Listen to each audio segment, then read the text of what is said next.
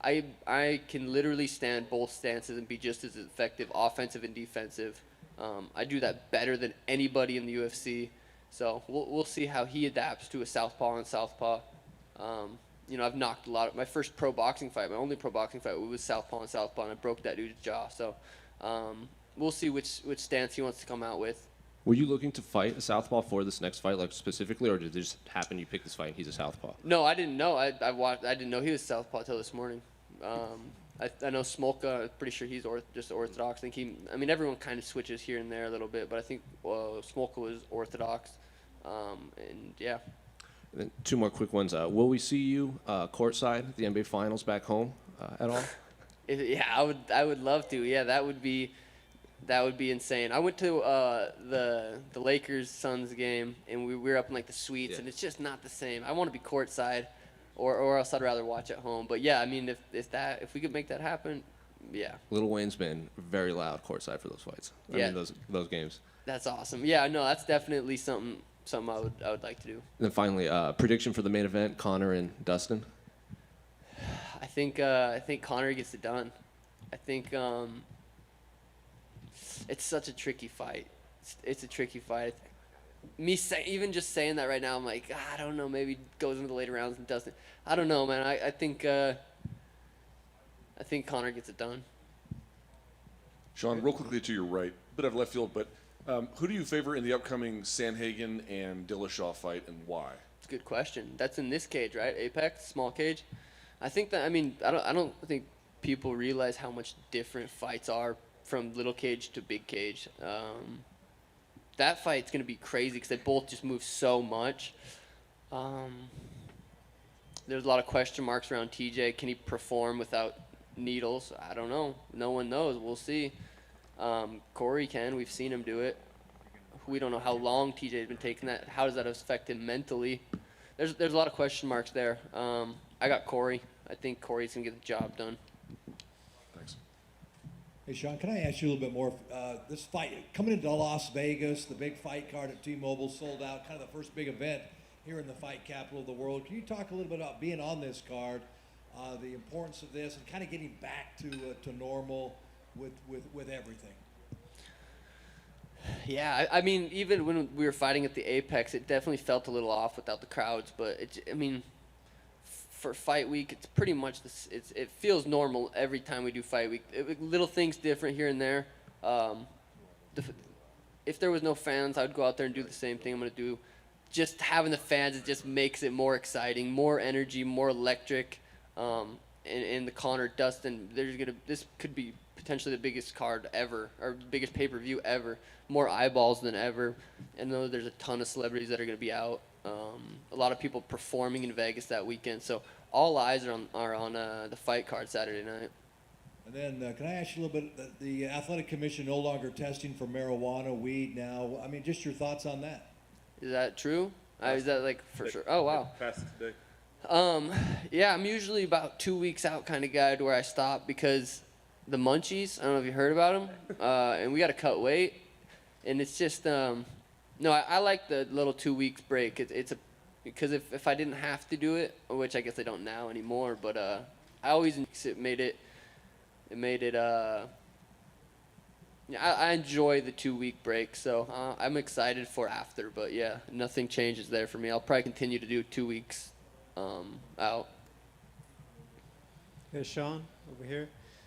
Your hair matches your shirt pretty well, but is it gonna stay that way until Saturday? Yeah, the hair matched the whole merch. I had the Sugar Show merch drop. I wrapped my Tesla in the same colors, pink and blue. It's just fun to play around with that. The merch drop went really, really well.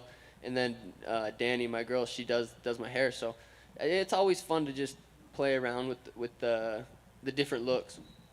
Thank you. Sean, to your left. So you're one of the most criticized fighters. Everybody calls you out. Everybody wants to fight you. Everybody criticizes your opponents. Why do you think that is? Because a lot of the fighters don't get the attention you get. They're jealous? I think a lot of fighters don't get the attention I get.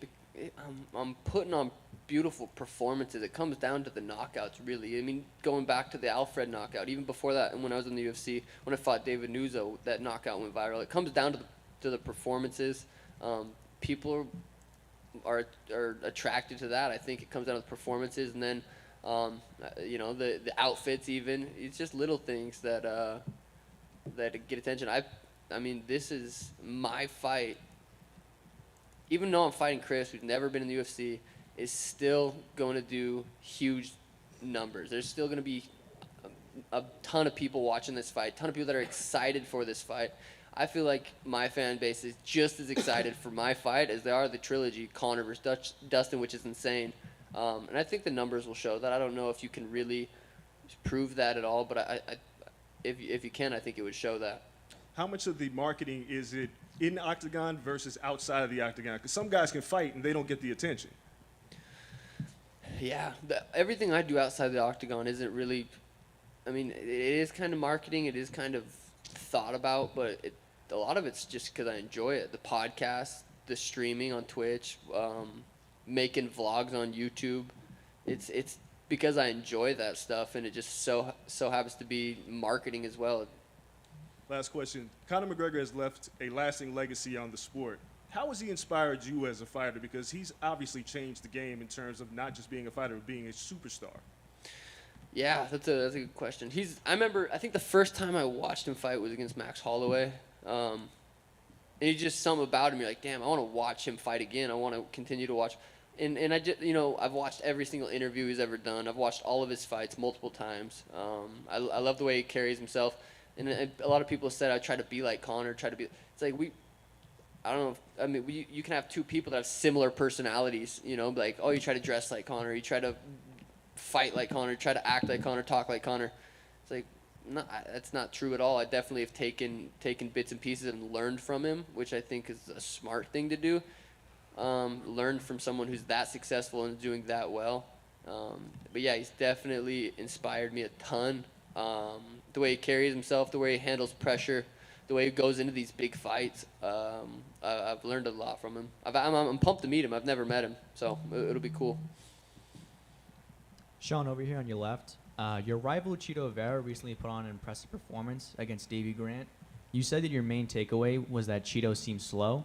What did Chito do in that fight that impressed you, and does that rematch interest you potentially next after this weekend since Chito is a ranked opponent? Chito's tough. That's it. He's tough. He's slow. I think we all saw that. I was very high watching that. I'm like, is this slow motion or is he actually that slow? He's slow. He's just not, which is, he's tough. That's his best attribute is he's durable and he's tough. A rematch after this fight, no, I don't think he's quite deserved that yet. He beat Davey Grant. I didn't even know Davey Grant was a person. I'm about to beat Chris. No one knows he's a person either. So, but I have someone in mind I'm gonna call out after this fight. It's not Chito. I think that's a big fight down the line if he continues to win. And you recently said that you don't necessarily mind fighting whoever the UFC chooses for you because, in your opinion, they're all easy. Out of the top 15 at Bantamweight, who presents the toughest challenge for you and why? I mean, realistically, everyone going in there with anybody. I mean, even Chris, no one knows. I mean, it's still a fight. It's still going to be a tough fight. Yeah, I mean, realistically, the whole top 10 is tough fights. I just believe in my preparation and my skill set that I can take them all out. And last one from me. You said recently that you're going to knock out Chris with something never done before. What should fans expect to see in this fight? Yeah, that's the plan. Go out there and get another viral knockout. But like I said, when I close my eyes, I kind of try to picture what would be crazy, what would be insane, what's never been done before. Just to kind of plant the seed in my mind. Maybe if I see that opportunity in the octagon, the idea is hurt him. I want to hurt him to where he's, when I hurt Eddie, he was like just hardly there. When I hurt Alfred in the contender series, he was just hardly there. Those are the moments that I can pick and choose what kind of knockouts I want. I got to hurt him first, and then I get the spectacular knockout. So yeah, I plan on doing, going in there. Like I said, I'm ready for 15 minutes. If it's gonna be 15 minutes, we saw me against Thomas Almeida. I could have went 5. I'm ready for 15 minutes. I'd like to hurt him and do something that's never been seen before. Thanks, Sean. Sean, do you have a post-fight strain picked out yet? Post-fight strain? No, I don't. I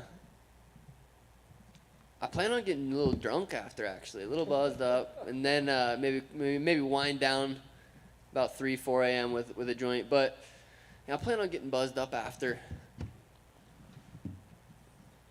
Hey, Sean. One of the functions of trash talk, sort of intended or not, is marketing, as you were just talking about. I'm just curious how you would compare sort of talking smack in the capacity of a UFC fighter versus doing so as a gamer on Twitch or otherwise. God, yeah, talking smack on gaming. That's probably where I got it from. Call of Duty trash talk's the worst too. Like it's bad. Compared to talking trash in the UFC, I feel like you have to have a good opponent, not a good opponent, but someone fun to talk trash to. Like with Smolka, I didn't say anything bad. I mean, I said he licked the wrestling match because he tried to get staffed, but that was after. But I had nothing bad to say about Smolka. I really don't have anything bad to say about Chris. I'm thankful he took the fight, and he should be thankful that he gets the fight. But yeah, I think the Peter Yan fight, the Cody Garbrandt fight, the TJ Dillashaw fight. Those are going to be the ones where it's going to be some mental warfare, some back and forth bickering, some shit talking, and I'll probably practice on Call of Duty. Yeah. What kind of practice, and what lessons have you learned in Call of Duty? Can't get your feelings hurt. Can't take it personal. That makes sense. All right. Second round KO.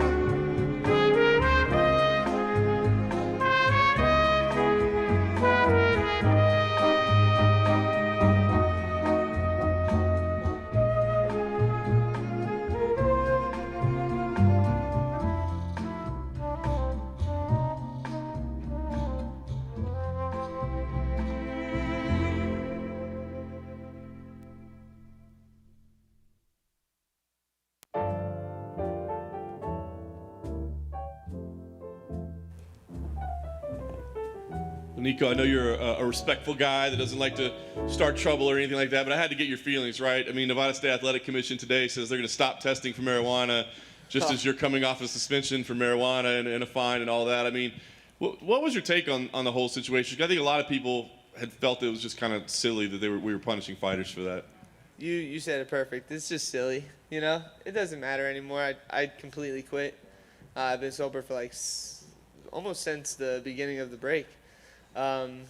So there's a new person here and a different animal on stage. That's interesting. So was it the positive test, I guess, the suspension? Is that what made you go, I've got to stop doing this? Well, yeah, it opened my eyes to how much money I spent on it and, how much money I had to pay the commission. And, so I'm just a better person now. More hyper than I have been. My cardio is on a different level. My precision is on a different level, and I'm hitting hard. When you got as many kids as you have, the bills add up pretty quickly. Ooh, too quick. Talk about the time away, right? Because we knew you had the suspension, but I kind of figured you'd be booked right after. I'm sure the UFC didn't care, So I mean, what took longer to get you booked? So the funny thing was just they had people they had to get on cards, and that's what they told me. So I just literally since the suspension I've been in the gym. I haven't stopped. I retransformed myself. I started a different weightlifting program. I started doing the UFC programs and then adding my own into it. All types of different cardio. all types of different striking. I've been working a lot on my kicks and my angles and just head movement. Like, because 350 stitches on my face is getting annoying. Wow.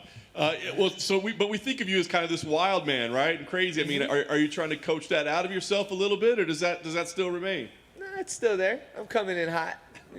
Just like I said in the Cerrone fight, I'm not here to get a boring fight, man. I get bored in there myself if it's boring. So I'm looking for angles to get you, and when I get you, I'm gonna get you. Nice. What did you think about this matchup with Michel Pereira? Because I guess if there's a man that may be wilder than you, it might be this guy. What did you think when they announced this fight?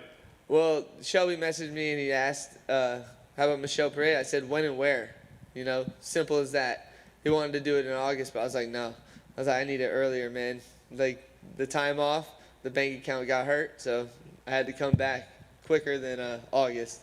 And I'm just blessed to be here today on this card of all, and literally, glory to God, man. I'm here. I get to fight someone on Saturday. I'm so excited. That's awesome. In a matchup like this, do you try to out crazy the crazy guy, or do you beat him with fundamentals? I'm gonna do Nico. When I get in there, I'm gonna hit you in the face, and that's simple as that. It's a fight. I might get hit, but it doesn't matter. I'm gonna be swinging harder. Very nice. Last thing for me, it sounds like this is the start of kind of a new chapter in your career. So, what's the goal? I mean, obviously you want to walk out of there with a win, but is there some kind of statement that needs to be made on Saturday? I want the belt. I'm coming hot. I'm a new me, and I'm excited. So, simple as that. Nico, right here. Did I see you tweet there was a hurricane heading your way right before you left? Oh, yeah. So I had to leave on Sunday. They called me. They're like, we need you to come in on Sunday because there's a hurricane about to hit Florida. So I've been here since Sunday. This is probably, besides Mexico City, this is the longest I've had to acclimate to Vegas before a fight. And, I feel great. And my house is good. The only thing that happened is my creek went from like 3 feet to 15 feet, and no trees hit the house. Nothing else happened. Just a lot of wind and rain. And then, how much of an influence has Colby Covington been in your training camp at all? Now that he's at Masters. Mm-hmm. Well, I swing over there on the weekends. On Fridays, I get some sparring in, and then I get to work out with him every now and then. And the dude's just a beast. He's a little choo-choo train. Doesn't stop going, man. He has that cardio for days. It's not a joke. So fans and us, we see one side of Colby that you see on the cameras, and we don't. A lot of people say like that's not really him when you're training or when you're a teammate with him. Is that accurate? When the cameras aren't there, he's a completely different person. Kobe's a good guy. Yeah, I like him. Fair enough. And then specifically on this fight, Michel Pereira, a lot of fans and media will see all the wild stuff he does, like the backflips and the talking in the octagon. It looks wild and kind of unorthodox. But as a fellow fighter, are you seeing all this and like there is a method to his madness when he's in there? That's cool. The more you antagonize me, the harder I want to hit you. So let's do it. And are you someone that watches tape on your opponents at all? I know what he's ready to do, and I know what I'm ready to do. I'm looking for his big jumping stuff to come at me, big kicks, swing kicks, front wheel kicks, whatever you want to do. I'm there. I got good reflexes, and I'm excited to counter off of them. Did his last performance going 15 minutes as opposed to like when he would just knock people out very quickly, did that change your opinion of his fighting style at all? Like he can't go in there and fight 15 minutes? I don't care if you can. I fought the best for 15 minutes, and I'm ready to take out him and whoever else they put in front of me. It doesn't matter. Nico, to your left over here. Before you had the no contest in the last one originally, so I'm curious, would you say is a draw worse than a loss in a way? I don't care. If you lose, you lose. If I don't get a W, I don't get paid. Simple as that. I was upset, but I was happy because I got to get in there with a legend, and I got to prove that I'm going to be a legend. Don't sleep on me at all, because if I did that to him, and that was the old Nico, that was the guy who smoked that whole week. My cardio wasn't even there for that fight. My strength wasn't even there. I got my cardio back and my strength, and my mind's clear. I'm not fogged. I'm ready to do some work. And then just how exciting is it with the crowd being back for you? Yeah, man, just coming in here today and talking to everyone, I'm amped right now. So when 20,000 people are screaming, woo, man, I'm going to be, let's go. Ah. All right, best luck, Nico. Thank you. Thank you. Nico over here to your left. I was just wondering, did you watch Kamaru Usman's last fight? And if so, what did you think of that performance? It was good, man. He's been working on his striking. It looks great. But I'm still coming for you. It doesn't matter. I hope he's there when I get there. And you mentioned you've kind of reinvented yourself as a result of not having marijuana in your system anymore. And you also mentioned that you now have your eyes on the title. What's next for you after this fight, assuming you win on Saturday? Whatever the UFC gives me. I'm a businessman, man. I'm here to fight and provide for my kids. And whatever it takes to get the money for my kids, I'll do it. And last one from me, I just want to get your thoughts and prediction on the main event Saturday night. I'm Team Dustin. Let's go. Thanks, Nico. Nico, how much different was it on the weight cut without the marijuana this time around? I always have easy weight cuts. Right now I'm 178. So I really don't have an issue with anything. I know you said, you're just going to go in there and do Nico and punch him in the face, but is there a part of you, given your reputation and his, that is hoping this is batshit crazy fight of the night, something that the regular fans don't typically see? No, I said in the beginning, I don't want to get hit no more, man. So I've been working on not getting hit. I'm going to be looking to evade and counter off and be hard, And I'm always ready for that dog fight, though. That sort of makes me happy. So I don't know. We'll see what's up. Saturday night's going to be fun. Hey, Nico, over here. He goes out there and he says in interviews that he's out there wrestling cows as part of his training camp. Do you think he's that crazy, or do you call BS? Really don't care. I'm not a cow, dude. I'm a wolf. Let's get it.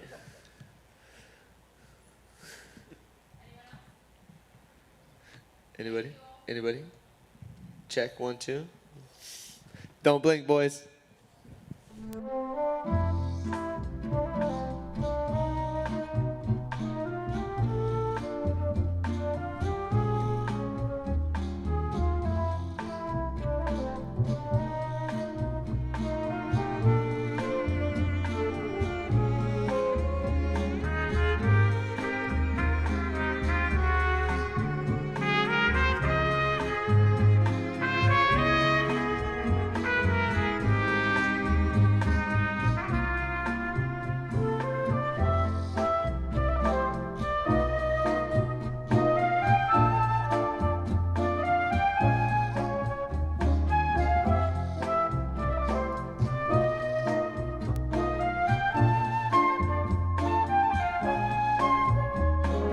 What's up, guys? Got a little winning streak together, a grappling victory as well. I mean, everything you're doing is victorious right now. How does it feel to be, kind of on a nice little run again? Feels good. Kind of back to feeling normal. Did anything click? I mean, was there anything that you were able to isolate that said, man, this is what I was doing wrong. This is what was stopping me from getting the results I needed?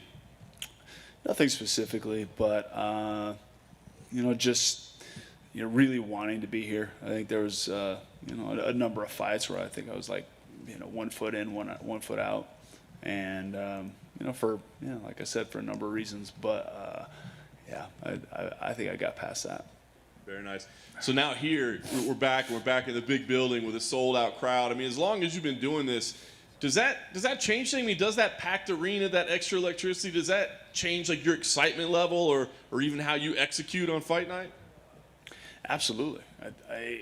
I've always fed off the crowd, and I mean this is gonna be a crowd. Fighting with like no crowd and then fighting with like a little bit of a crowd the second time in Abu Dhabi, and now this one's gonna be intense. Yeah. What does that do for you? I mean, I would try to explain it to people, like what it feels like, why it changes. Is it just heighten your awareness, heighten the intensity? What does it do for you actually in the cage? Well, I mean, when you pull something off or you land something, it's like having, several thousand hype men, like you get that instant feedback, not only just like the tactile feeling of hitting somebody, but then just the audible roar of people's excitement. It's awesome. Pretty cool. Can you talk about this matchup? I'm curious what you thought when this was the name, right? Maybe a guy that doesn't have the reputation, but certainly a tough, durable guy. So what did you think when this was the name they gave you? I was excited. Max is a tough opponent, man. He's been on a run. He's really dangerous, and I think guys like that bring out the best in me. Yeah. You talked about kind of being all in on fighting. I know you have like the coffee business and you're doing some instructionals and that sort of stuff. How much does fighting really run your life? Like how much of a role does it play in your life on a daily basis? Training is my priority. I mean, you know, other than family stuff, but you know, this is my real job. This is my real job. The other stuff is just, you know, it's you know, side gigs or whatever. But I mean, this is what pays the bills. Very nice. Last thing for me, what are your goals when you step in there? I mean, at this point in your career, I mean, obviously you want to win, of course, but I mean, are there things that you're trying to, you know, benchmarks to prove to yourself or anything? Like, what is your goal when you step in there each time? You know, in my career right now, I'm just trying to continue to grow as a martial artist. I'm adding layers to my game, which is another reason that I'm like still passionate about this. Like I'm still learning after, you know, I've been, you know, like training in mixed martial arts for, you know, over 20 years, and I'm still learning stuff. I'm still continuing to grow. So I mean, that's, you know, and just being able to get out there and show that, which I plan on doing on Saturday night. You know, that's it, just growth. Carlos, over here. You had mentioned that Max was a tough opponent and everything. You were gearing up to fight Jake Ellenberger the same month he had made his just professional debut. He was 0-0 when you fought Jake Ellenberger. So when did Max actually get on your radar as a possible opponent? I guess like maybe a year ago. I don't know. He had called me out, and I wasn't aware. Like, I mean, he's a good fighter, but like he's, you know, kind of up and coming. And yeah, so it was a couple of years ago, or a year or two ago. Anything specific that stands out to you when you, if you do watch the tape on it? Anything specific besides his toughness that stands out to you in terms of his fighting skill? Yeah, I mean, he's got great hands. He's got, you know, I think that's his bread and butter, is his you know, straight right and his aggressiveness. And then after your last fight, I believe it was the last on your contracts before you had re-signed, Dana was pretty adamant that he wanted to bring you right back. So how quickly after your last fight did you re-sign with the UFC? Yesterday. Fair enough. Carlos. No, I'm not joking. Carlos, to your left over here. You have a fantastic highlight reel, you know, one of the best in the welterweight division's history. So I'm just curious, do you have a favorite finish of yours? Yeah, like maybe the Dun Young Kim fight. You know, it was pretty, you know, most of my finishes or whatever are pretty, I don't know, you know, stand on my feet or whatever. But that one was a flying knee, so that's huge. Yeah, definitely a good choice. And just out of all the opponents, too, that you've fought, is there someone who stands out as the toughest?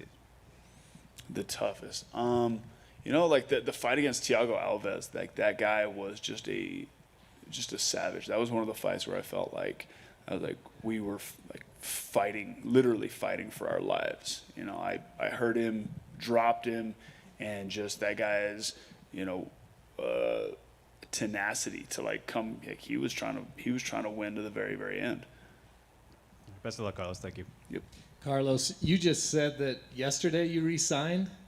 Yeah. How unusual is that, and does that put pressure on you leading up, you know, the week of the fight? I mean, I don't know. I don't know. I don't know how unusual it is. I guess you'd have to ask somebody else. Ask the UFC. I only sign my contracts. They deal with everybody else's. No, I mean we were close. We were close on everything. Yeah. So that's all I got to say about that. And you mentioned 1 foot in, 1 foot out. Mm-hmm. Are you thinking about retirement, or are you fully committed right now? No, like for this fight, like for this week in general. No, well, I mean, I can only speak for this fight, and for this fight, I'm here. Like I'm here to do the thing, and I'm fucking excited, and I'm all in. I get an opportunity to throw down, fucking push my chips to the middle of the table, fucking winner takes all. You know, I love this shit. I'm fucking super stoked. You know, I don't know after Saturday what the fucking rest of my life looks like or what my career looks like, but you know, Saturday night, you know, I'm gonna put my feet on that canvas and we're gonna fucking throw down. Thank you. Carlos, one more. Did you watch Thiago's bare knuckle championship fight the other day? Yeah, I caught highlights of it. Would you? So now he's the middleweight champion, bare knuckle. What do you make of that? That's badass, man. Yeah, like I've always liked Thiago, and you know, dude's a warrior, And I mean, I think the other guy that he fought is, is a savage too, and they put on a show. Carlos, to your left. Carlos. Right here. Was there ever a time that you started taking this for granted, these opportunities where you maybe have entered the octagon and felt like, I don't really want to be here? Because you said 1 foot in and 1 foot out. Explain how that works.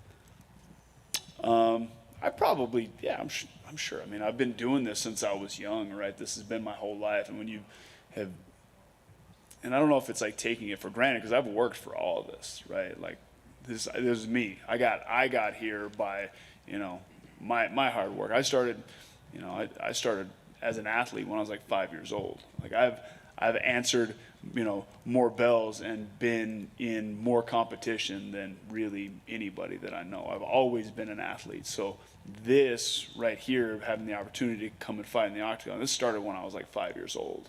This was, I don't know how many practices, how many matches, how many, whatever, like prepared me for this. I've been training for this forever. So in a sense, it's just normal to me. So, being like taking it for granted, I guess in one sense I do, but I also know that I'm incredibly fortunate to be here, and having the opportunity to like make a living doing this and getting to fight, which is literally my dream as a kid. This is what I wanted to do. I wanted to be a fighter, or be something. And the UFC wasn't even a thing when I was thinking about that. You've been fighting for a long time, and most fighters, when you reach the age of 30, you start thinking that you're old, but once you get past 35, some things click a little bit different. How much have you changed physically as an athlete when it comes to stepping in the octagon and your approach to training as well as fighting? Well, there's a lot of different aspects to that question. I definitely train different. Like as far as like maintenance is a huge part of my if I train 2 or 3 hours a day, the rest of my day is tuning up my body and taking care of myself. So it really is a full-time job. I think my fight IQ and my experience has increased quite a bit, especially when I'm able to kind of just be in the moment and be in the flow. I think there were some fights that didn't show up, like the last, and when I was losing those fights, I wasn't fighting really smart, but I was also, like I said, kind of lukewarm about being here. But when I'm in it and I'm fighting to the best of my ability, I'm able to just flow, and my abilities, do what they do. How has it changed for you? You've learned more, you said, but now with the aging factor, I'm not calling you old, but what have you had to do in order to, as you've progressed, to overcome maybe aging, or have you had to change things in your style or in your training in order to get to the peak condition that you want to get to? Well, I'm definitely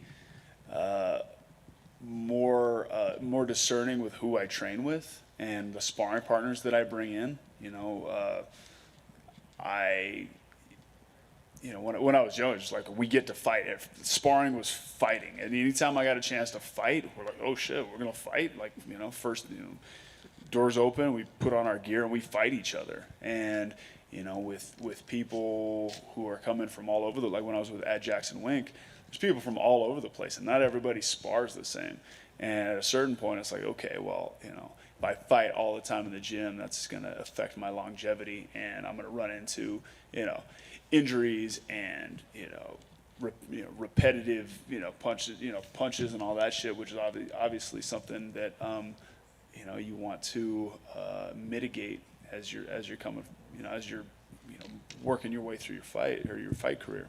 So I think that's probably the biggest one, just like really picking my training partners wisely. Carlos, over here.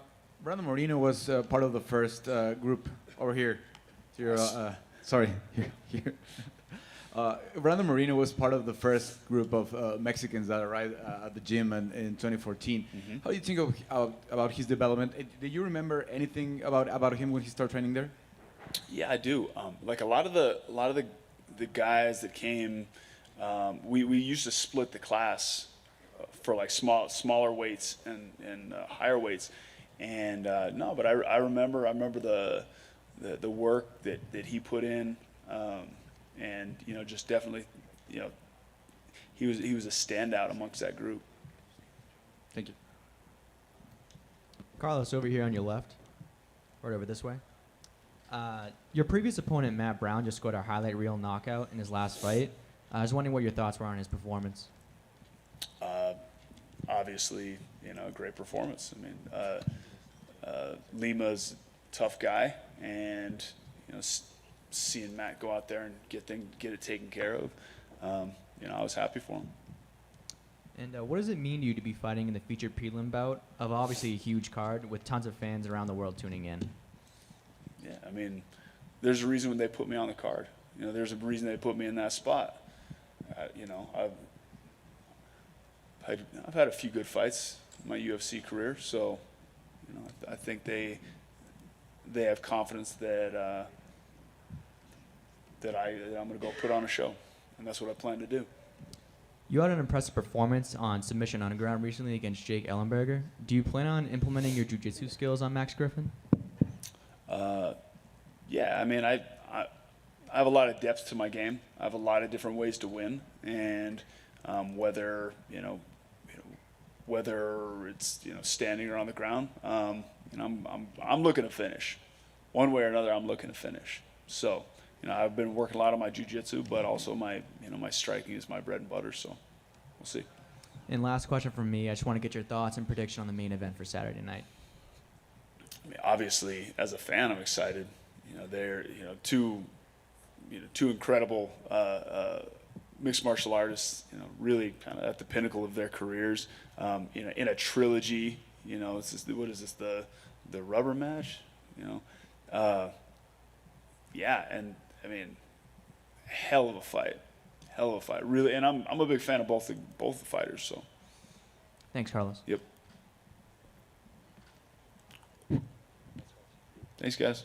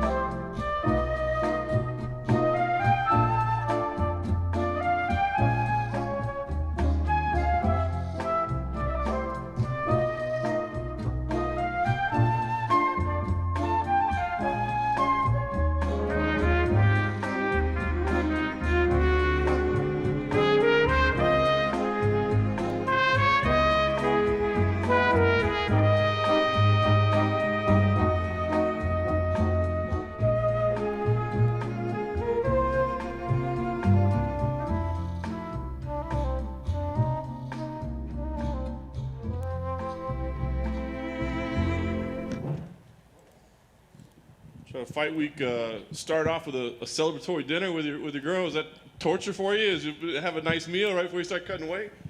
No, it felt like a bad idea, but it ended up well. I'm still sitting at a really good weight, so I'm pretty light and should still be an easy weight cut for me. So very nice. I enjoyed it. What's the feel of the fight? I mean, coming in on a nice win streak now, things seem like they're really clicking, coming together. What's the feel for you right now? It feels good. Just to be able to come out here again, and then on this card, just a really good card to be on. So to come out there and try to work for that finish, and then I plan on fighting in Houston next month. So it'll be good. Very nice. We talk a lot about like what the return of the crowd means to you as fighters. Are we making too much of that, or is it really like affect performance and affect the way things play out for you? No, I don't. I try not to worry about too much. I don't let too much, affect me. I just, talk is talk. Anytime you perform, there are going to be things that are said.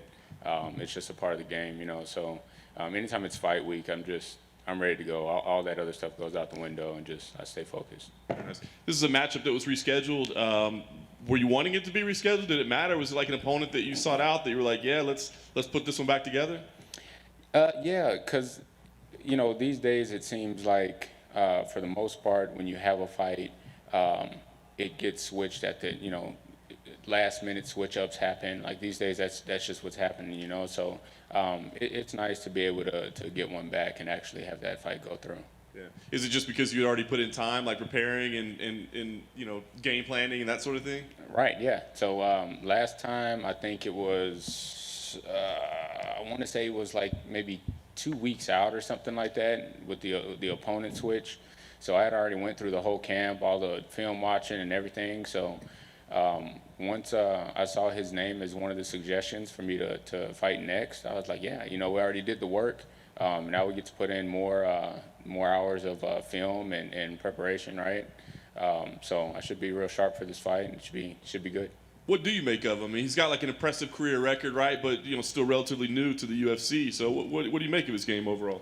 I respect all my fighters. Everybody that's going to fight against me, I respect them. They deserve it. They deserve to be there. For him, I don't think that he's fought anybody accurate like me. I don't think he's fought anybody with the speed I have. And I'm not sure if he can play a chess match with me or not. So I think on the feet, I'll have some really good setups for him, and I don't know. It'll be interesting to see how he reacts. Very nice. And last thing for me, I mean, I know the goal is to go in there and pick up a victory, but do you feel like this is a moment people start maybe talking about you really as a contender? I mean, I feel like people have talked about your story, they've talked about your scare, but now it's like, let's just talk about the fighter and being a contender. I mean, do you feel like this is that moment? I don't know, man. I mean, there's no telling what people talk about. You don't know, man. I mean, just like you said, when I had that health scare and people were saying that I was scared and stuff. I mean, you would think by this time I'd have a little more respect than that, but it is what it is. People are gonna say what they're gonna say. Yeah, who knows? I don't know. Dricus come in with a lot of hype, especially with his striking. Do you see anything outside of his striking that really stands out to you on paper when you look at his skill set? Outside of his striking, no. I know that he grabbed a guillotine on a guy, and those have been my 2 losses. So of course I'm watching out for that. But I don't really see a whole lot outside of that. I will say the guy has good fans. I mean, he's gonna have hype behind him. A lot of them been hitting me up, telling me how I'm gonna get knocked out. I was going to ask, how many of them are sliding in your DMs with like all these messages and stuff? Probably almost all of them. I don't know. It's good though. I mean, he's got fans there supposed to follow him and stuff. So I don't know. It's interesting. He definitely has a big following. Any of your fans go after him? I have no idea. I haven't spoken to him yet. I mean, I saw him and kind of chunked a deuce at him, but I didn't speak to him. So I don't know. Maybe. And finally, you're still an active police officer, correct? Yes, sir. How's life changed now that the world is starting to open up in terms of your job? Or have you noticed any other crazy changes going after? Honestly, through this whole thing, I haven't noticed a whole bunch of crazy changes. I mean, obviously with COVID, since everybody was inside, we had a lot of there's been a lot of family violence and stuff like that, but I haven't noticed a whole lot. I mean, for the most part, it's like the same thing, and just trying to help out people and not get complacent.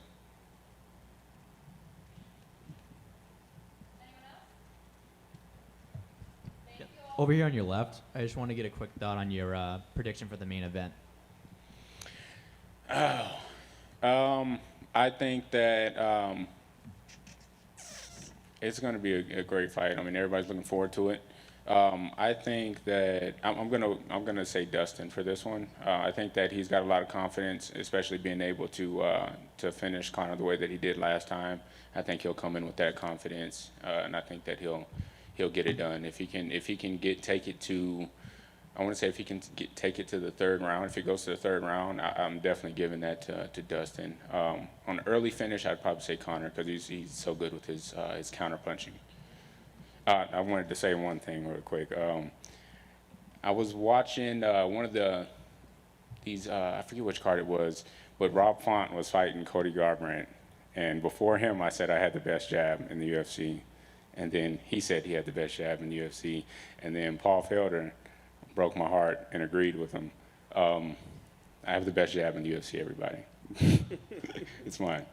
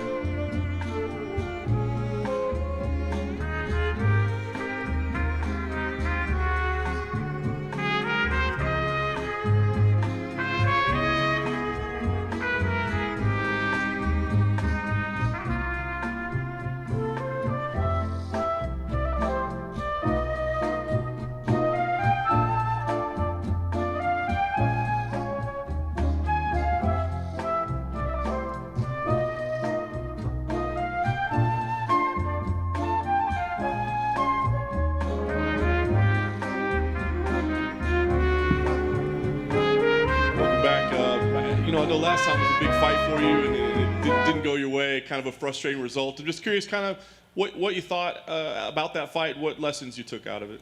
Well, yeah, it was a hard fight to lose. I think it was one of my worst performance ever. So, yeah, it happens. Yeah, it was hard to take, but I just took my time, swallow it, go back to the gym, train harder, and I'm here again. Nice. And it's been about 9 months, so I'm curious, did you want that kind of added time off to work on things, or what was the reason for the layoff? Actually, I had a broken foot just before the fight, and I needed a surgery. So as soon as I got to Guadalajara again, I got that surgery. And it took me 3 months off of any training. I couldn't train anything. And so I took the time to recover and eventually go back to training, step by step, recovery, therapy, and then, well, trying to make it to a full camp. Yeah, I know you never make excuses, but in hindsight, do you feel like maybe you shouldn't have fought that night? Well, we had to have the job done. We were there, we traveled, we signed the contract. It was a big fight. I didn't want to cancel that fight. I don't want to make excuses. It just everything was the perfect mix for failure that night. I got COVID a few months before the fight, and I struggled with that. So I tested negative until late September, and I was fighting early October. So I wasn't 100%. I needed to say that I was, because, well, I wasn't. But I have a contract, and I wanted to make it happen, and it was a big fight. I wanted to do it, and I felt that I wanted to be able to overcome all those adversities and make the best out of it. And I tried, I make it, I failed, and I learned. That's it. Well, you tried. That's what matters. Yeah. And obviously, the UFC still believes in you. They gave you another top contender in Kuniskaya. What did you think when this was the matchup they gave to you? Stylistically, it seems like it should be a good fight. Yeah, it should be a good fight. She's a well-rounded fighter. She can make it a hard fight in the cage, in the clinch, in striking. She's a good striker too. She can make it tough in grappling, wrestling. I think she's very well-rounded, and it's gonna be an exciting fight. And I work to be as well-rounded as I can be, and well, yeah, it's a great matchup. Yeah. The last thing for me, I guess, are you still thinking about like rankings and because we were talking about title shots, right? And I don't know that you'd be right back, but you're still right at the top. So are you thinking about rankings and where this puts me in title shot, or is it better to just let that stuff go and not think about it? In this camp in particular, I focus to live day by day. I just focus on each day, step by step. I don't want to think even tomorrow. I don't want to think in the fight. Just living a day by day. I know I'm still there. I'm still in the top contenders. I'm still a hungry fighter for the title. I'm still chasing that title, but I know all the work is going to make it happen in its time. Come on, over here, other side. You had said your last performance was the worst, but you didn't get finished, and you didn't get knocked out, you didn't get submitted. So do you take anything away from that? That even on your worst day, you can still go those 5 rounds against the elite of the division? Yeah, for sure. I think that's the Mexican spirit. You can't kill us. Yeah, you can. I mean, it was my worst performance, but I was there and I was trying to win that fight. And like you said, I wasn't knocked out, I wasn't finished. I was there, I was fighting, and well, yeah, that's. I think even in the fights that I have lose, I give a good performance, and I give all that I have, all my heart, all my technique. The last breath, I leave it there. So yeah, I think it's a great accomplishment that I didn't got finished in 5 rounds, even all that happened. And then I know you wanted the honor of becoming the first UFC Mexican champion, but Brandon Moreno just became the first one when he beat Davidson. So what was your reaction, and what's the reception down in Mexico? I don't mind. He's the first one. I'm glad. So I'm glad. I lost my voice that night, and I was so excited that he made it, and what a way to made it. He did a great job, a great fight. He looked awesome. He looked spectacular, and we're proud of him. Renee, to your left. Before Brandon Moreno got his title, though, your teammate Karina Rodriguez got hers in Invictus. So, I mean, how great was that to see? It's awesome. We're getting some belts in the gym. Diego Lopez has his Luke's belt. Alessandro Costa has a Luke's belt. Karina Invicta belt. So we're getting there. We're getting bigger, and well, I'm proud of my team too. And you mentioned Diego. When are we going to see him in the UFC? Like, soon, I think. Right? Dana, I think he's ready. He's ready. The only thing that was stopping him was the visa issue, because he has his visa from Brazil, but he has now his visa. He's here with me, so he's ready. He's just waiting the call. Yeah, exactly. And you were very active before this little break that you were on. So is it kind of nice though, just to refresh? And I know the injury was a part of it, but also just a little refresher. Yeah, it was good. I took the time. I like to be very active. So it was a little frustrating at the beginning, because I wasn't able to do even anything. I couldn't even lift a little weight because the doctor said no. But I took a breath and I said, okay, this is part of the game. This is part of the job. Injuries are part of the job. So I need to recover. I need to be smart in this. And I took advantage of the time. I focus on learning in some other things. I learn a lot of watching, just watching and watching the training of my teammates, videos, other parts of MMA, and also I spend more time with my cats. That was a good thing. You had 7 last time. Have you added more? 6. I have 6. Okay. I have 6. Maybe, yeah. There's one that is begging for me to adopt him. Maybe 7. Yeah. And then just during that time, I know you're a gamer. Any games you've been playing lately? Oh yeah, I love video games. This is the camp that I have been playing more video games ever. I think that's the key that I'm going to win this fight, because that keeps my brain fresh and decision making fresh, and I think that's I enjoy it. Now right now I'm playing Sniper. Good luck, Irene. Thank you. Irene over here. You say you have 6 cats. Would you say you are a crazy cat lady? Yeah, definitely crazy, and I love cats, so yeah, I think. Perfect. Secondly, I was wondering, what did you think of them picking Juliana Peña to take on Amanda Nunes next? I think a lot of people thought it should be Holly or Jermaine, and instead they went with someone lower.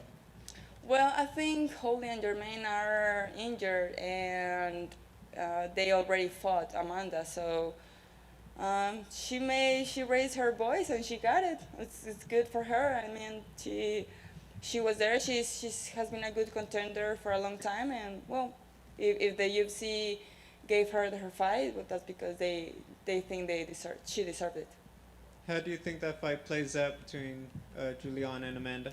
Well, Amanda is really hard to beat. Honestly, she has shown us everybody that she's really tough, but anybody is unbeatable. at some point, someone at some have to go down. So maybe Juliana can make it, maybe not. We don't know. It's going to be hard. Have to go down. So maybe Juliana can make it, maybe not. We don't know. It's going to be hard, a hard fight. Thank you. Can I ask you what it means to be back here in the back? I'm sorry. Can I ask you what it means for you to be on this fight card in Las Vegas, in the fight capital of the world, on a Conor McGregor card, and just kind of explain what that means to you?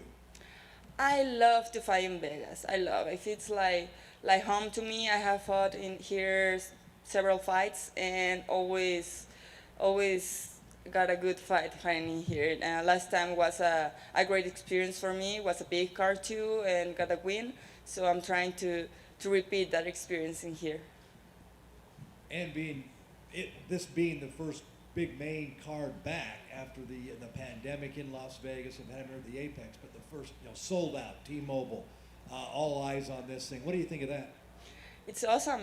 I love to be in the arena again with all those fans, to be in the full arena. I love the experience. I love the energy of the people. I love the cheering, to see the flags, to see the exciting people. It's just a plus for me because, I don't know, I feel the energy and I love it. And to be part of this huge card with these huge athletes like McGregor, like Poirier, it's great for me. I'm really excited, I'm really motivated, I'm really happy to be here. Irene, over here on your left. As a dominant champion, it can sometimes be a challenge to find where the opponents for Amanda Nunes. What unique challenges would you bring to the table in a matchup against her? What I bring to the table, I think I'm in constant evolution. I think that I always have room to rebuild and to learn and to improve in every area. And I'm obsessed with that. I'm obsessed of learning everything. I will know as a striker, but I love wrestling. I love jiu-jitsu, and always focusing on improve every area, and not just technically, also mentally, physically, and especially that Mexican spirit. I know it's going to bring some trouble. I'm not an easy fighter to win. And last one for me, I just want to get your thoughts and prediction for Saturday's main event. Predictions. This is a hard prediction to make. Well, I think Poirier has all the heart and all the hunger, and McGregor. If we see McGregor again being focused on what he does, maybe he can get the win. Thanks, Irene. Thank you. Ready? Irene, aquí a tu derecha. Bienvenida a Las Vegas. Gracias. Aquí estás invicta, ¿te da mejor confianza de regresar o cómo te ayudas para prepararte aquí en Las Vegas? Nunca has perdido. Estoy muy contenta de pelear en Las Vegas, me encanta pelear en Las Vegas. Siempre me ha ido bien cuando peleo aquí. Me siento muy cómoda, muy feliz de estar aquí y creo que eso me ayuda a tener un mejor desempeño en el octágono. Siempre te mantienes motivada, das buen desempeño, pero ¿qué extra motivada estás que tenemos a Moreno como campeón, Canelo de Guadalajara campeón, Chito Vera, tantos nombres de peleadores latinos que se van a guerra y nos dan buen show? Sí, claro, me motiva mucho el sentir que tengo que seguir dando ese ejemplo, esa posición que se le está poniendo a México con lo que hizo ahorita Brandon ganando el cinturón. Siento que ahora sigo yo en demostrar, ¿no? en traer esa bandera mexicana al octágono más importante del mundo, ¿no? Y bueno, me encanta el ser mexicana, soy muy orgullosa de mi gente, de mi bandera, y traer eso a este octágono me llena de orgullo y creo que es parte de nuestro trabajo el llevar a México a un siguiente nivel en este deporte, hacerlo crecer. De acuerdo, y mi última pregunta, fue una difícil derrota, pero en tus redes sociales nos contaste que aprendiste mucho y te ayudó a mejorarte. ¿Qué le cuentas a la gente que ha sufrido ese tipo de situación y qué esperamos ver este sábado de Irene? Sí, claro, siempre va a haber altas y bajas en la vida, no todo va a ser color de rosa, no todo va a ser bonito, no todo se va a presentar a tu favor, y este tipo de derrotas Por ejemplo, esta fue creo que la derrota más fuerte que he vivido en este momento. Fue una pelea muy importante, creo que mi pelea más importante, una pelea que ya me iba a llevar por el cinturón, una pelea que todo el mundo estaba viendo, tenía los ojos de muchas personas encima y perdí de una manera muy fea, honestamente, ¿no? Perdí delante de muchas personas, pero y a veces pasarte ese tipo de situaciones es un poquito difícil, pero esto te enseña a poder sobrellevar este tipo de adversidades, ¿no? No solo en un deporte, sino en la vida en general, ¿no? Si te presentan situaciones así en la vida, en otros temas, vas a saber sobrellevarlos, ¿no? El no quedarte ahí, no quedarte estancado, no quedarte a lo mejor desanimado, simplemente que pasártelo, aprender y regresar a trabajar más duro. Gracias, buena suerte. Gracias. Thank you, gracias.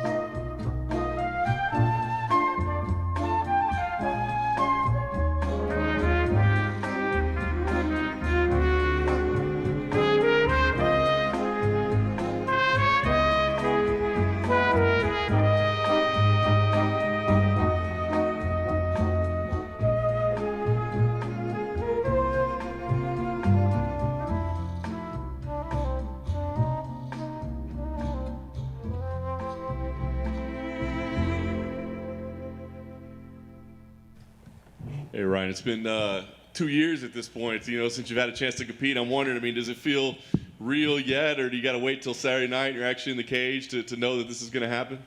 Well, this part feels real, I guess. This isn't normal, so yeah, sure. It's just good to be back, man. Yeah. What's the journey been like for you, man? I mean, there's been all kinds of, you know, COVID and fight cancellations and just trouble getting opponents. I mean, what's it been like during this time away for you? It's been frustrating, you know, to be honest. But it's been, you know, I mean, obviously, you know, no more than everybody had to deal with for the last year, you know. But fortunately, you know, the gym's been fine, everything's been fine, family's good, everyone else is good, so no complaints there. You know, the COVID canceled the first event, you know, the one against Ricardo Lamas. That was a shame, obviously, for everybody. Rescheduled in August, everything good to go, training. Bogus medical test, cancels that, get yanked from the card like 10 days ahead of time, you know, which that was, and then of course like a week later they go, oh yeah, oops, sorry about that, and of course that doesn't fix anything. And then wait, train, finally get a great opponent in Dan Ige, you know, the ranked fight that I was looking for, waiting for a very long time.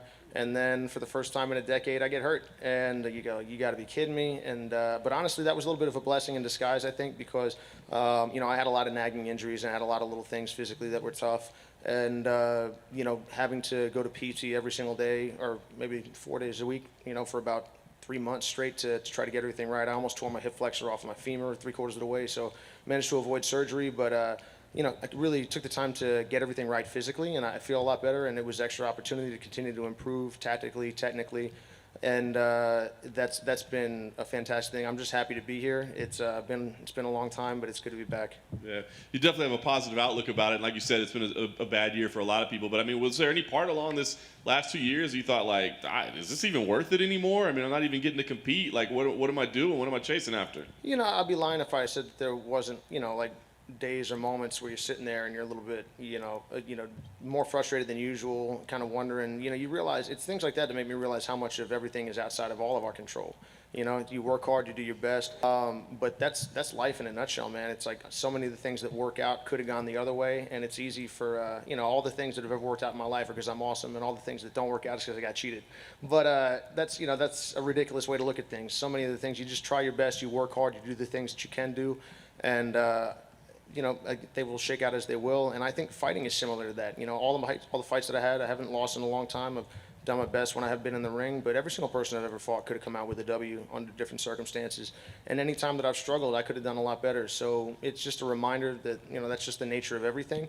And a lot of times, things look, different, from a distance, and that can be distracting. I guess almost like from a fan perspective, you act like if you won, you would always win. If you lost, you'd never beat that guy. Neither of those things are true. So this has just been a good reminder. I'm excited to be here. Friends and family have helped me so much. I couldn't be here without their push, and I'm just thankful. That was very well said. Look, I know you called out everybody in the division, and we're looking for the ranked matchup. You get Ilia.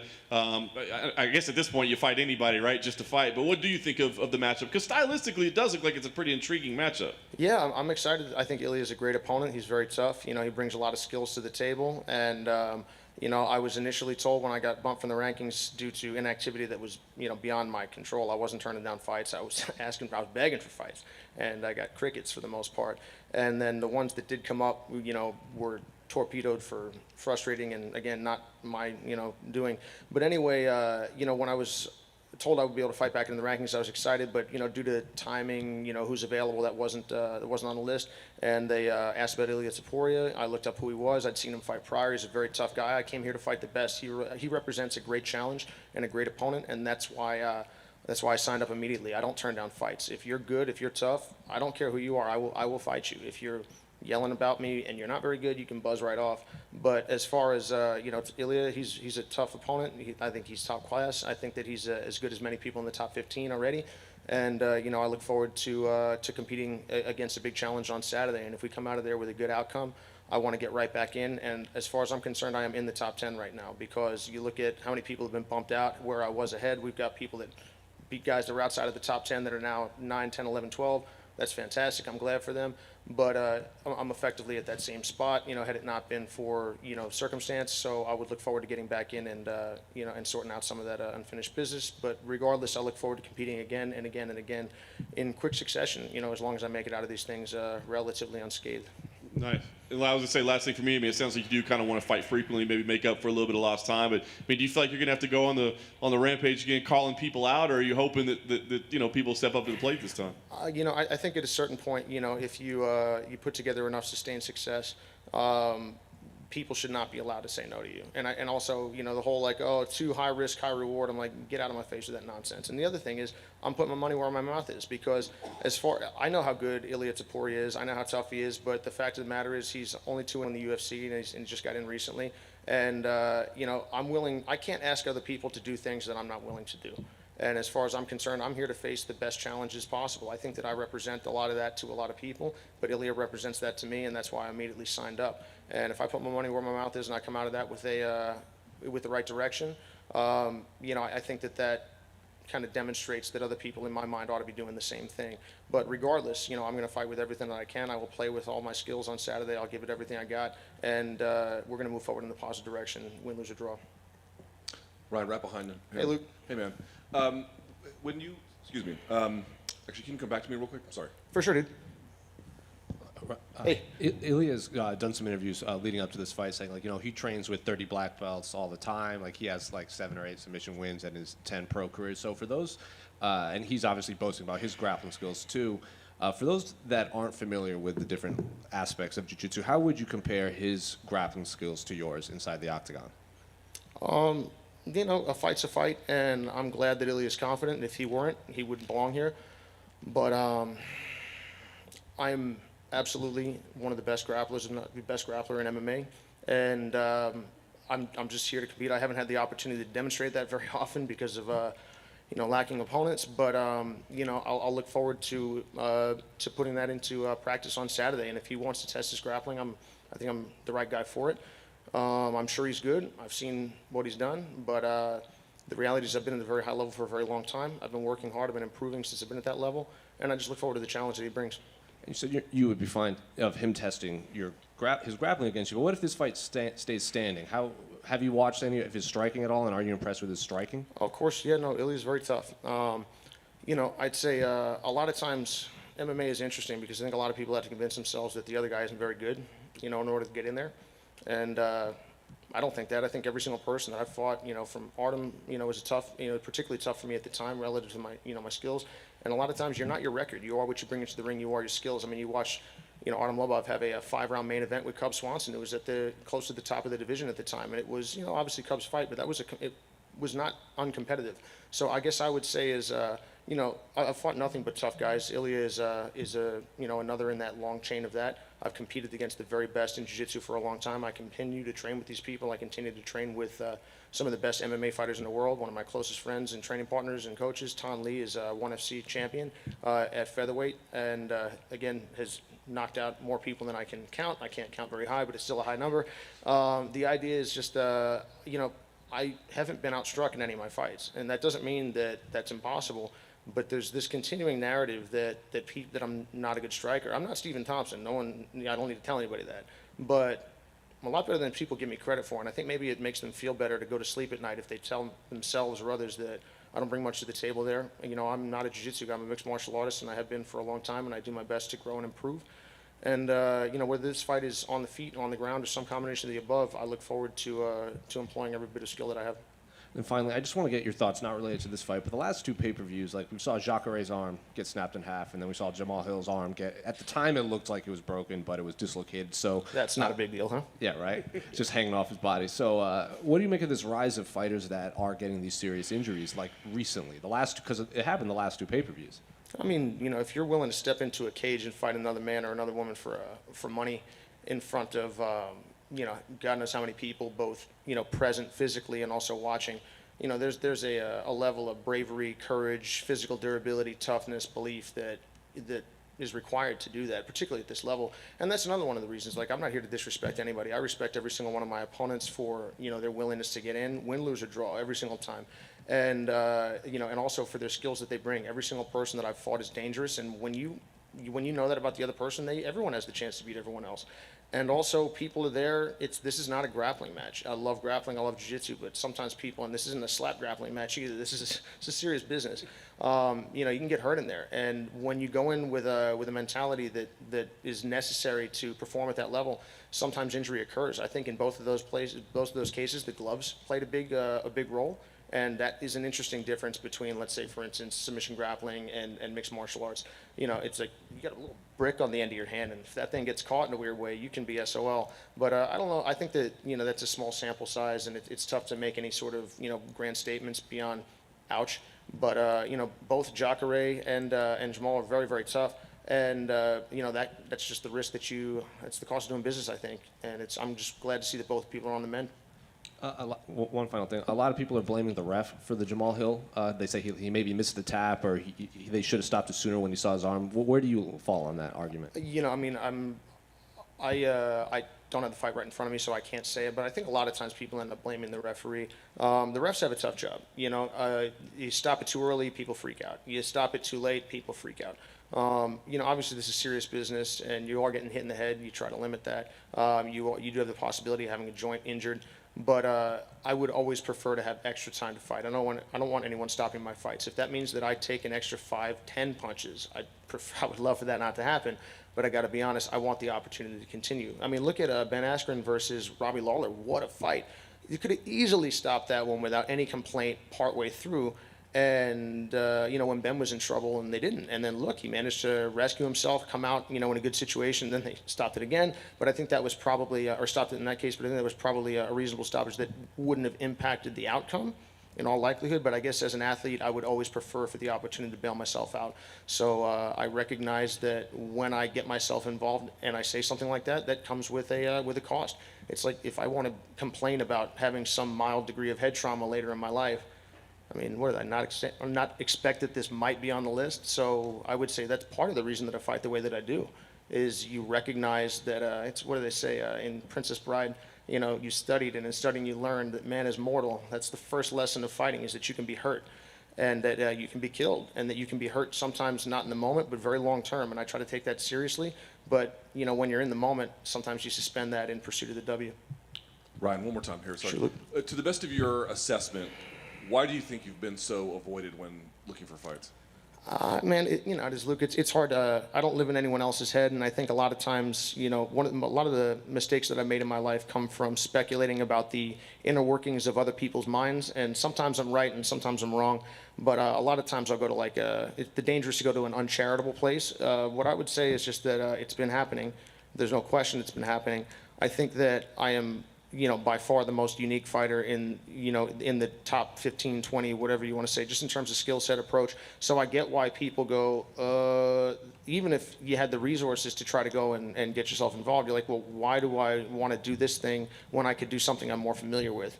I get where that's coming from, but from a sporting perspective, that's unacceptable. I'm a martial artist. I would take all of the biggest challenges, the most unique challenges. Honestly, those are particularly interesting to me. I understand if people feel differently, but I think that they should be made to fight. And I would just say that I can't say exactly why people are avoiding it, but I think the time of that is hopefully coming to an end. And in terms of your grappling, certainly your place among the best grapplers in MMA is there. But I guess I wonder, when you think about the game and your value add there, what you're doing that your contemporaries, even very good grapplers, are not doing, what is your edge there? How do you view what you do that the game is kind of missing at large? Well, all I can say is that I'm trying to fight in a way that is meaningful to me and makes sense to me and accomplishes my goals. And my goal is to come here and to play with everything that I have. My goal is to win. My goal is to hit and not be hit. My goal is to play to dominate. And dominate, a lot of times I've been in jiu-jitsu matches that I've lost and won 2-0 that were completely one-sided, and I've been in ones that were 15-2 that were a scrap. And it's not always, the score does not always tell the tale. I guess I would just say, like a knockout doesn't always. There's plenty of matches that end in submission or end in a knockout that were not under control, and then there's fights that go the entire time. I think Max Holloway does a great job of this. Oftentimes you're like, man, this guy's in a 5-round fight, but he's in control seemingly the whole time. And it's Stephen Thompson, the same kind of thing. It's brilliant to watch when you watch Adesanya, when you watch these guys, Valentina, you watch some of the best guys and girls doing their thing. So I would say that I try to bring a tactical, and a strategic understanding that allows me to do these things. And I think that a lot of times the mistake that many of us can make is breadth over depth. I don't want to be an inch deep, a mile wide. If I had to pick one or the other, I'd rather go the other way. Fortunately, you don't have to pick one or the other. So I've done my best to seek out many of the best martial artists and coaches in the world, and I said, hey, I'm not good enough. What do I need to do? How can I improve? And then I respect all of their opinion, and I take their advice, and I do my best to execute what they're advising me to do in a way that seems authentic to me and feels right for how I move, how I feel, how I think. And also I'm willing to be embarrassed. Every single time I go out, I'm doing stuff that other people aren't doing, which means that when it works, generally speaking, it's written off as a gimmick. And if it doesn't work, if I get beat up, everyone's gonna say, ha ha ha, you nerd, you should have just double-legged everybody. And then I go, well, I don't think that would have worked for me either. So I just say that I think that when Conor McGregor's fighting at his best, I think when many people are fighting at their best, they're willing to take that risk of being out on an island, being embarrassed, being different. But that's always the sort of thing that I think pushes the game, or pushes any game forward. And then 10, 15 years on down the line, we forget that person was out on their own saying and doing things that were a little bit different. And we go, yeah, well, of course, we all know. And then you're like, yeah, well, maybe. So I guess I would just say I do my best. I have the courage to be different, and I will display that on Saturday night. Can I ask you what it means back here in the back? Oh, sorry, sure thing. Hey. Can I ask you what it means to be on this fight card? It's back, sold out T-Mobile Arena, first fight card back here in the fight capital of the world, with a sold out, with crowd after the pandemic. Just your thoughts and being on the McGregor card. Just what does that mean to you? Well, I mean, it's neat. There's no question that it's obviously it's a big event. I've never been a part of something like this going on right now. So, and it's not even fight night yet. So I would say it's definitely a neat thing. But the reality is that it doesn't affect anything for me. There could be 10 million people. There could be no people. It's not any different. If someone starts to throw a pointed stick or a bottle into the ring and you're allowed to pick it up and use it, that would be different. But it's just you and the other guy and a referee and a ring, and that's all there is to it. I'll do my best. I'll play with everything that I have, and I'll walk in and out of that ring with my head held high regardless of the outcome, because I know that I've prepared with everything that I have. I'll fight with everything that I have, and no matter what, I'm going to move forward in a positive direction and go back and do it again. So, intellectually, I understand that it is neat to be a part of something like this, and I've never done that before, but the reality is that mechanically there's no difference whatsoever. Then just having the fans back though after the long layoff and just having someone there is pretty unique and special, I guess, after a year off. Yeah, I mean, I'm absolutely happy for the UFC, for the fans. It's always it's a neater thing. I mean, as a fan of the sport and sport in general, it's nice to see, fans back in the arenas, for, obviously Euro Championship is going on, right now. And it's a different game when people are in there as a fan. But as a performer, as a player, there is no difference. I don't care if we decide to fight in that hallway or out in this parking lot. I would make a minor adjustment for the hallway or the parking lot just because the floor's harder. That's a real thing. But as long as if they park the octagon out there, I mean, it's 6 1/2 dozen. I'm glad for everybody. I'm glad for the UFC. It's nice to see a return to at least quasi-normalcy. But again, there is no difference. Final question. Can I ask you what your thoughts would be on the commission no longer testing for marijuana? Just what are your thoughts on that?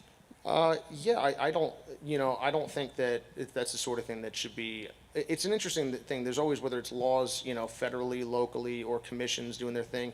A lot of times they're not necessarily in step with how people are, or the people with a capital P. And I guess, to see people, obviously, that we had a sprinter, recently she lost her opportunity to compete in the Olympics.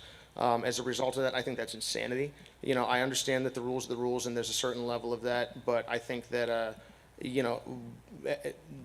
this needs to be changed. I don't have a dog in the fight at this point, but it's one where you go, hey man, it's just, is this a big deal? Yes, then fine. Is this a big deal? No, then what are we doing here? I'd like to see that, adjusted, and I'm glad to see the softening. Again, I'm a big freedom guy. If you want to go hurt yourself, I would strongly advise you not to do it, but hey man, if you want to jump off of that bridge, that's on you. If you want to go smoke 15 pounds of weed every single day, that's on you. You want to sell it to my kid, we're going to have a problem. But other than that, it's just basically, are you injuring anyone and are you taking an unfair advantage? No? Then it's not my concern what you're up to. And I'd like to see commissions, I'd like to see laws reflect that. Ryan over here on your left, just over here. Oh, hey, how you doing? Good. So you talked at length about how you had a long layoff and it wasn't anything that you did. It was about a bunch of external factors that led to that. Mm-hmm. I'm just curious about, do you plan on competing more after this fight, win or lose? Oh, you're damn right. And how do you plan to combat ring rust in this fight? Ring rust is not a real thing. Last thing from me, I want to get your thoughts and predictions on the main event. I think there's going to be a great fight. Conor is obviously, we know who Conor is and what he's done. The sport wouldn't be what it is at this point were it not for Conor McGregor, and that's just the truth. Dustin Poirier is a fantastic champion in his own right and has come so far. It's neat to see sometimes when people, they meet early on in their career, and because they were both trending upwards at that time and continue to, but it's a lot of things have happened in that way. It's neat to see how both have grown. Conor has altered the landscape in a very real way, but he also adjusted the landscape on a technical in a certain regard. And it was interesting to see him move away from that in his last fight, his most recent fight. Obviously, he's been getting himself in boxing more, and he was maybe having his eyes on a boxing match as well. But the reality is, this is not a boxing fight. This is not a grappling match. This is not a kickboxing match. Even though it can oftentimes, two people can get in there and they almost look like they made an unspoken agreement to do that thing, and it'll end up looking similar. It doesn't have to be that way. And I think that was an interesting, exclamation mark on the last fight, because it looked like one person had an idea that he was going to go in there and run somebody over, and then the other guy decided that this was an MMA fight. Both people have great technical resources. Both are very tough guys. I'm looking forward to a fantastic fight, and I'm sure that Conor will make some adjustments, and that when he does, Dustin will make counter adjustments. I would just say that, I think this sport's a very interesting place with Conor McGregor in it, so I'd like to see him stick around for as long as possible, Dustin as well. I'm just looking forward to a great main event. Thanks, Ryan. Sure. Ryan, can you share some of your why is ring rust not real? Why is it real? Trainers in boxers have said it. Certain fights, there's no unanimity, but some athletes do swear by it. Yeah, I guess I think your mind makes things real. If you forget what it's like to compete, that's an issue. But it's like, let's say I've had coaches tell me like, hey, if you don't feel nervous, you should be nervous. I'm like, oh my God, I was calm.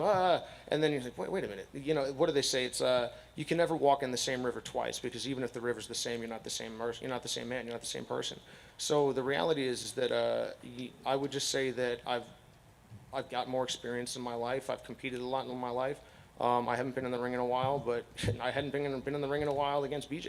I hadn't been in the ring a ton before the Elkins fight. I hadn't been in the ring in a while before the Gray fight. It's been a year. I hadn't been in the ring in a while between my last fight regionally and the Ultimate Fighter fight. It had been a year. Each time at those times I was about to walk away from the sport to go do something else, because I didn't perceive a path to where I was hoping to be. But you know, all I can say is that I'll be calm, be composed, and play with everything that I have. I think a lot of times fighters, we're all people, and I'm no different than anybody else. We can all be superstitious, but people want to come up with reasons for why things happen, and have like let's just bottle it up in like power or ring rust or something. Like people tell me, man, why don't you go out and just finish everybody like against BJ? And I'm like, oh, am I allowed to do that? Oh, no way. You know, it's ridiculous. Everything is a time and a place. And, you know, like you zig when you should have zagged, you do the reverse. Everything's different. People miss punches all the time and they go, yeah, slip that. I'm like, no, dude, the other guy just missed. Like there was one against Elkins that I got my hair cut like almost, and I didn't see that one, man. And that was a fight that I think I dominated for 14 minutes and 57 seconds, but definitely not those 3 seconds. And I got away with one. And what would have happened if I got hit in the head? I don't know. I wouldn't love it, I'll tell you that much. But would it have impacted the fight? Very possibly, maybe not. You know, there's certain people in MMA and in anything, you see, they could get hit in the head with a sledgehammer and they seem to be fine. And then oftentimes the wheels fall off at a certain point. But people want to come up with some sort of like tidy phrase for why things happen, that we can just write it off and I don't have to think anymore. And I think that's honestly, that happens in martial arts, that happens in everything. And that's why oftentimes I think that activities don't push forward and understanding doesn't deepen. And I would just say, no matter how I feel on Saturday, I will breathe, I will be calm, and I will play with everything that I have on the night. And, you know, if I come out with a good outcome, that's fantastic, and that's what I fully, will work to do and expect to do. But if I come out with a not great outcome, I will, I'll accept that, I'll move forward, I'll make the adjustment that I need to make, and it'll be because I did things physically. We live in a material world. Ring rust is this, like, weird specter that I want to write off, oh, it's not my fault. Nobody has ever gotten caught with a punch. You were either standing in a place you could be hit or you were not. None of you can punch me now. And it's not down to lack of skill, and all of you guys could beat me up, but you'd have to come over here to do it. So I would just say a lot of times I think there's a narrative adjusting that goes on, and I think fighters do this a lot, particularly because of the small sample size of fighting. I mean, you beat somebody once, people act like it would always happen, or you lose once, particularly like decisively or seemingly decisively. People act like it would happen all the time. I mean, just look at basketball. I mean, 7 games. Can you imagine they played 100 games? Who's to say we'll win? But March Madness is wild because of what? It's a one-off. Fighting is wild because it's a one-off. And it's also a more volatile game in terms of its ability to end in an instant. But I think that because of the very small sample size nature, it allows for a lot of like witchcraft in people's mind, and I just don't buy into that. I hope that makes sense. Yo. I think you went to South Carolina to train with Steve Thompson. Mm-hmm.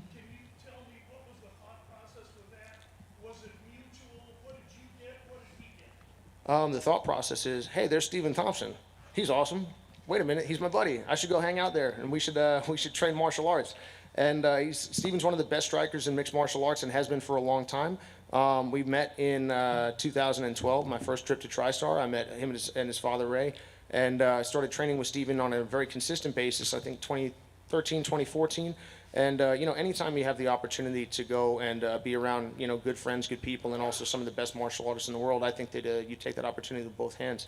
And so it was a pleasure to be down there. I try to be useful for Stephen, as a grappling, kind of dummy, particularly given that he's fighting someone who's great in Gilbert Burns. It's pretty cool that he gets to be Stephen Thompson, and the fight starts where Stephen Thompson is Stephen Thompson, most of all. I would love to have fights start on the ground. Can you imagine if Damian Maia got to start on top of people? That'd be pretty cool. But for Damien. But anyway, it's that is what it is, and Steven is just unbelievable. And you know, I don't know if anything that we went over is going to come up in the fight, but I know that the things that Steven helps me with always do, because again, that's where the fight starts for me. I don't have an option of avoiding that portion of the engagement. And I would just say that I hope I'm always helpful, but I'm definitely thankful to be there. I'm thankful for them as my friends and my training partners and coaches. And I'll look forward to as a fan watching Steven's fight and cheering him on after mine. Thanks, guys.